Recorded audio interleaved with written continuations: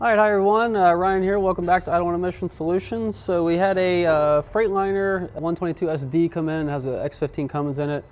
Had a driver was having some issues with the def light. Check engine light was coming on. The faults, Cummins faults, were a 1669 and a 4769, both related to the def level sensor. So we initially, usually when I see those faults.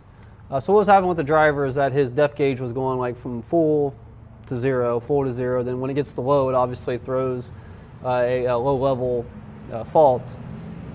So typically when I see that fault, we usually kind of think it usually related to the def level sensor, or in this case on a Freightliner, that whole head unit. So we got down here and we started taking everything apart and was expecting to pull this unit out. But what we found was some bare wires here.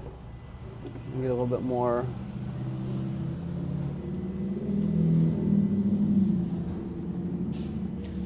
So I seen these wires kind of exposed and got to kind of playing with them, and you can see that one right there.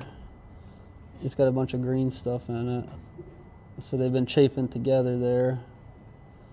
So that's probably down to maybe 1 or 2 strands left in there, and that's going to cause that issue. So it looks like that other one was chafed as well. So fortunately, a little piece there too that's bad. So this chintzy loom is what came off of it.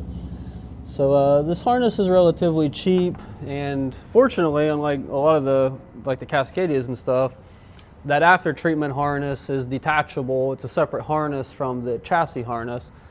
So it just kind of runs a little over below the exhaust there, comes across the cross member, then comes over and connects to everything over here on the metering, the pump module, and up here to the def header unit. So we got that coming in tomorrow. We're just gonna go ahead and pull it. I mean, yeah, I guess if you wanted to, you could butt connect it and all that, heat shrink it. But for when you're talking about a harness that's $150 or less, the best bet is just to replace it and be done with it. Because even if you heat shrink it and you do a good job, a year down the road, there's a good possibility that salt water, brine, all that's going to somehow seep in there, and you're going to have the same problem again.